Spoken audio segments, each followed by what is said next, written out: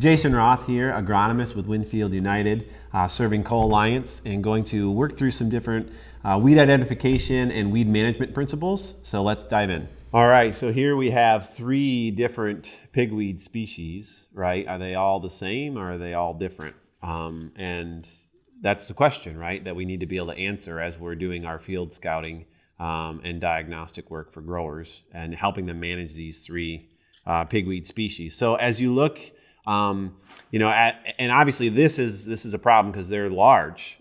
We want to identify them when they're really small. So what we're going to be looking at when they're really small is the Cotyledons. The Cotyledons are the first emergers there, right? And they're going to be a lanceolate or linear-shaped cotyledon. That's really a key indication of a pigweed species is a linear or lanceolate cotyledon. And then when you see them enough, you pretty quickly recognize that it's a pigweed species. And they're going to be germinating largely after planting. They're a little bit later emergers, so they're going to be end of May into June when they start coming up out of the soil. And so as you get a species that you identify as a pigweed, right? Well, are they all the same? No, they're different. So the first thing you want to ask yourself or look for is hair on the stems, and see if you can find a glossy stem, like this species right here is fairly glossy. As is this one. But if you look over at this one, you see that it has hair on the stem, or what I like to often call is almost like a pubescent stem.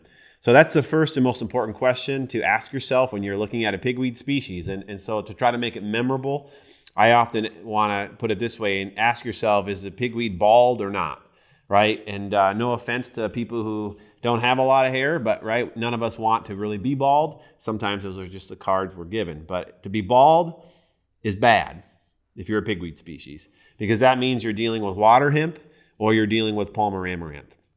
If it's got hair on it, if it's got a white pubescence, that means we're dealing with Red Root Pigweed. And Red Root Pigweed is a little bit easier to control with various herbicide products post-emerge than the Waterhemp or the Palmer Amaranth species.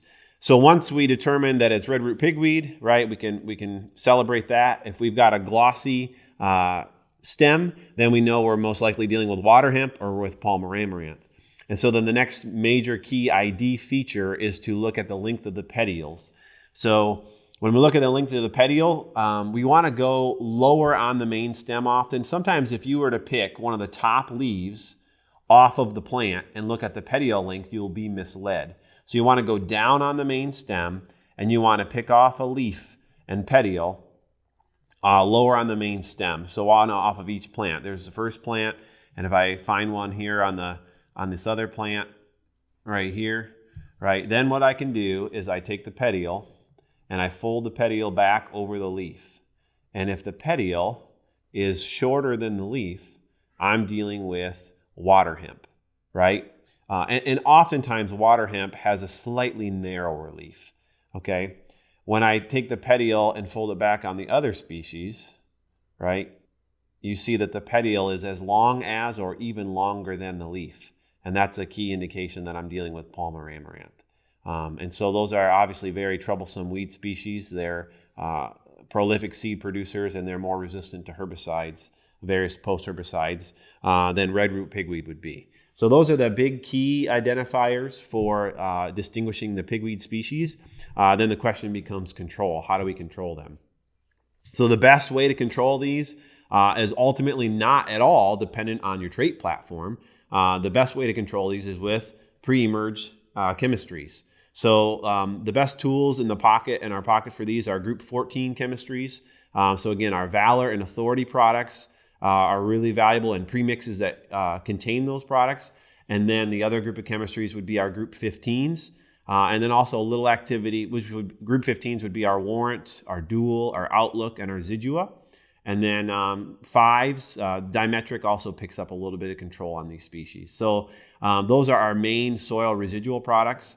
From post-emerge opportunities, we have more on Red Root Pigweed. We can still control Red Root Pigweed fairly well with, it's obviously Liberty, but also glyphosate, very, very effective on it.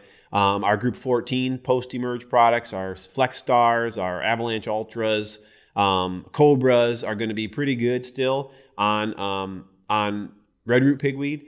But when we get into the Waterhemp and the Palmer Amaranth and then the Waterhemp plants, we lose efficacy of our glyphosates because we're having a lot of glyphosate-resistant Waterhemp and Palmer, and also our Group 14 Flex Stars, Cobras, Avalanche Ultras.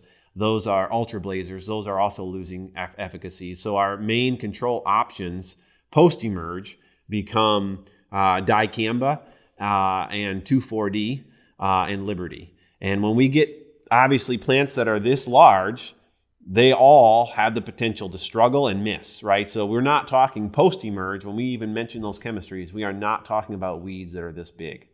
This is out of hand, right? So we want to get them early. And we want to get them, obviously, with soil emerge products. But our post-emerge products are going to be Liberty. High gallonage of Liberty, right nozzle, loaded with AMS is really going to help. And then when we get into our auxin chemistries, our Enlist, or our dicamba, XtendiMax, and Genia, those are efficacious as well. But again, these weed sizes are too large that we're looking at today. So as we look at 2019, we're going to have a little bit unique situation this year where our planters are going to be planting late. And so we're going to, generally we think of a longer gap between planting and emergence of some of these weeds. We usually think about 30 days after planting, getting another residual out there. But if we plant late this year, still a lot of value from getting Group 14 chemistries out, our Valors and Authorities. And so we want to think about getting those good soil residual up front at planting, because we're going to have these coming right at planting this year. And then end of May, these are going to be popping in the beginning of June. And then we also want to always think about an early residual where we have heavy Waterhemp Palmer pressure. And that's in crop. Your only options are going to be your Group 15 Warrant Dual Residual outlooks.